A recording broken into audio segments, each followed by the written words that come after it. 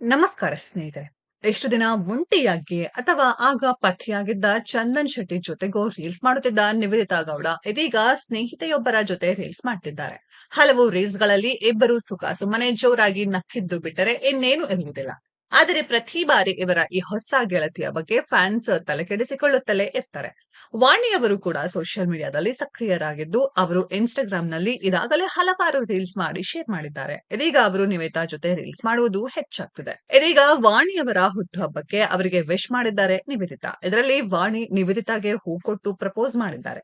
ನಿವೇದಿತಾ ಶೀರ್ಷಿಕೆಯಲ್ಲಿ ಇಡೀ ಜಗತ್ತಿನಲ್ಲಿ ನನ್ನ ಆತ್ಮೀಯ ಗೆಳತಿಗೆ ಹುಟ್ಟುಹಬ್ಬದ ಶುಭಾಶಯಗಳು. ನೀನು ತುಂಬಾ ಸುಂದರವಾಗಿದ್ದೀಯಾ, ಆದರೆ ಅದೇ ಸಮಯ ತುಂಬಾ ಮೂರ್ಖನಾಗಿದ್ದೀಯಾ. ನಿನ್ನೊಂದಿಗೆ ನಾನು ಯಾವಾಗಲೂ ನಗುತ್ತಿದ್ದೇನೆ.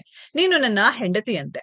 ನಾನು ನಿನ್ನನ್ನು ಪ್ರೀತಿಸುತ್ತೇನೆ ಎಂದಿದ್ದಾರೆ. ಈ ವಿಡಿಯೋ ಹಾಗೂ ನಿವೇದಿತಾ ಬರೆದಿರುವ ಶೀರ್ಷಿಕೆ ನೋಡಿ ಫ್ಯಾನ್ಸ್ ಶಾಕ್ ಆಗಿದ್ದಾರೆ. ಅಷ್ಟಕ್ಕೂ ನಿವೇದಿತಾ ಗೌಡ ಅವರ ಅರ್ಥ ತಾವಿಬ್ಬರು ಎಷ್ಟು ಸ್ನೇಹಿತೆಯರು ಎನ್ನುವುದು ಆಗಿದೆ ಅಷ್ಟೇ. ಇದರಲ್ಲಿ ನಿವೇದಿತಾ ದೂರ ಹೋದರೆ ತಾವು ಹೇಗೆ ಆಕೆಯನ್ನ ಮಿಸ್ ಮಾಡಿಕೊಳ್ಳುತ್ತೇವೆ ಎಂದು ವಾಣಿ ಕಣ್ಣೀರಿನ ಮೂಲಕ ತಿಳಿಸಿದ್ದಾರೆ. ಇವರಿಬ್ಬರು ಬೇರೆ ಬೇರೆ ಸಮಯದಲ್ಲಿ ಖುಷಿಯಾಗಿ ಇರುವ ಕ್ಷಣಗಳನ್ನ ಸೆರೆ ಹಿಡಿಯಲಾಗಿದೆ.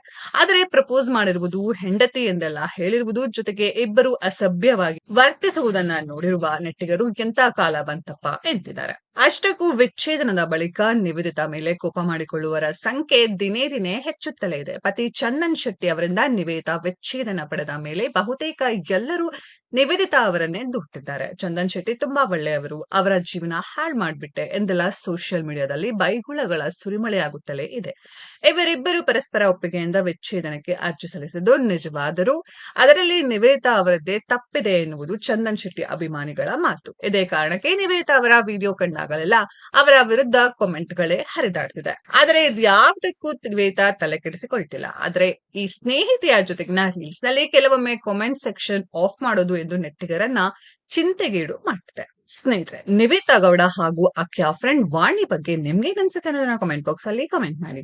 ಈ ವಿಡಿಯೋ ಇಷ್ಟ ಆಗಿದ್ರೆ ಲೈಕ್ ಮಾಡಿ, ಶೇರ್ ಮಾಡಿ, ಚಾನೆಲ್ ನ ಸಬ್ಸ್ಕ್ರೈಬ್ ಮಾಡಿ, ಪಕ್ಕದಲ್ಲಿ ಇರೋ ಬೆಲ್ ಐಕಾನ್ ನ ಹಿಟ್ ಮಾಡಿ. ಮುಂದಿನ ವಿಡಿಯೋದಲ್ಲಿ ಭೇಟಿಯಾಗೋಣ. ಧನ್ಯವಾದಗಳು.